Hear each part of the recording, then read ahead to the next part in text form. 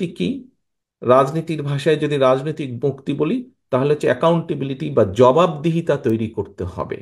যার যা ইচ্ছা করে চলে যাবে সেটি করা যাবে না, সেটা যেই হোক, সরকার হোক, বিরোধী দল হোক, যে কোনো রাজনৈতিক দল হোক, রাজনৈতিক কর্মী হোক, উপজেলার চেয়ারম্যান হোক, পৌরসভার চেয়ারম্যান হোক, কাউন্সিলর হোক, মেম্বার হোক, যেই হোক না কেন, প্রত্যেকের একটি জবাবদিহিতা থাকতে হবে জনগণের কাছে।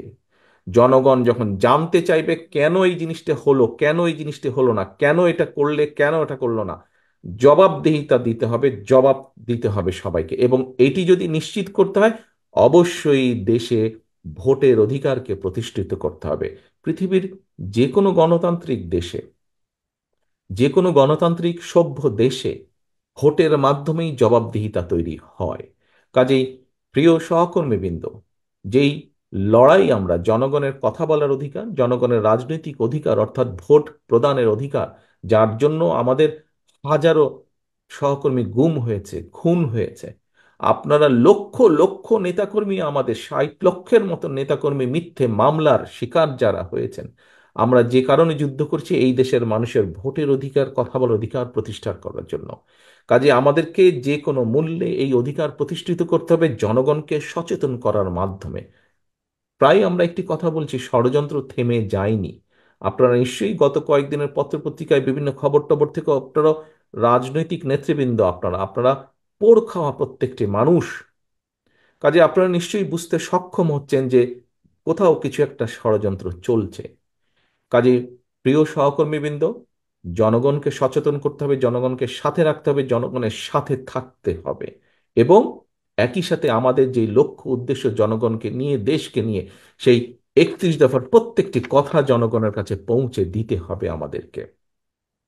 এখন প্রিয় এখন প্রিয় সহকর্মীবৃন্দ, কিভাবে পৌঁছে দিবেন আমি আপনাদের সামনে তুলে ধরেছি একটু আগেই।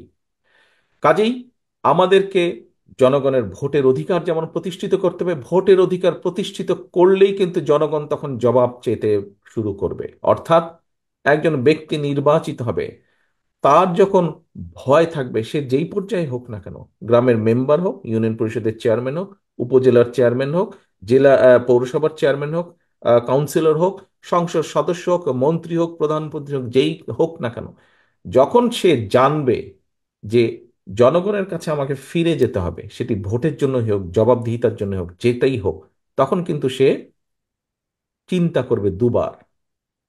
কোনো একটি কাজ করার জন্য সে দুবার চিন্তা করবে। প্রিয় সহকর্মীবৃন্দ, আমাদেরকে যে কোনো মূল্যে জনগণের এই অধিকার, জনগণের কাছে জবাবদিহি করার এই বিষয়টি আমাদেরকে নিশ্চিত করতে হবে। একটি দেশের রাজনীতি যদি রুগ্ন হয়, সেই দেশের অর্থনীতি রুগ্ন হতে বাধ্য। এবং সেই দেশের অর্থনীতি যদি রুগ্ন হয়, রাজনীতি যদি রুগ্ন হয়, তাহলে সেই দেশের শিক্ষা, সেই দেশের স্বাস্থ্য, সেই দেশের বিচার ব্যবস্থা, সেই দেশের প্রশাসন সবকিছু রুগ্ন হয়ে যাবে। মানুষ কোনো সুফল কোনোভাবেই পাবে না। কাজেই প্রথম কাজ হচ্ছে আমাদের দেশের মানুষের রাজনৈতিক অধিকারকে প্রতিষ্ঠিত করা, জবাবদিহিতাকে প্রতিষ্ঠিত করা। সিম্পল ব্যাপার। সন্ধ্যার পরে ছেলে মেয়ে দেরি করে ফিরলে বাপ মার কাছে জবাব দিতে হয়। যদি জবাব দিতে না হতো, তাহলে পরিবারের চিত্র কেমন হতো দেখুন তো। দুঃখজনক হলেও সত্য, কোনো কোনো ক্ষেত্রে হয় কিছু কিছু, কিন্তু সেই পরিবারগুলোর কি অবস্থা দেখুন। আর যেই পরিবারগুলোতে একটা ডিসিপ্লিন থাকে, জবাবদিহিতা থাকে, সেই পরিবারের সন্তানরা কিভাবে বেড়ে উঠে, তাদের পড়ালেখা কেমন সুন্দর হয়, আচার আচরণ সবকিছু ভালো হয়। জবাবদিহিতা। কাজেই প্রিয় সহকর্মীবৃন্দ, আমাদেরকে এই গত স্বৈরাচার 15, 16, 17 বছর ধরে দেশে কোনো জবাবদিহিতা ছিল না। জবাবদিহিতা ছিল না বলেই এইভাবে মানুষ গুম খুম হয়েছে। জবাবদিহিতা ছিল না বলেই নিশিরাতের ভোট হয়েছে, দামি নির্বাচন হয়েছে। জবাবদিহিতা ছিল না বলেই প্রশাসনগুলোর কি অবস্থা, বিচার ব্যবস্থার কি অবস্থা দেখেছেন। জবাবদিহিতা ছিল না বলেই দেশ থেকে লক্ষ লক্ষ কোটি টাকা পাচার হয়ে গেছে, দেশের মানুষের সম্পদ পাচার হয়ে গেছে। এই সব কিছুকে যদি আমাদের ঠিক করতে হয়, সব কিছুকে যদি দেশের মানুষের চাওয়া অনুযায়ী যদি নিয়ন্ত্রণের মধ্যে আনতে হয়, অবশ্যই জবাবদিহিতাকে আমাদের তৈরি করতে হবে, প্রতিষ্ঠিত করতে হবে। এবং সেটি একমাত্র সম্ভব সঠিক ভোট প্রয়োগের অধিকার প্রতিষ্ঠার মাধ্যমে।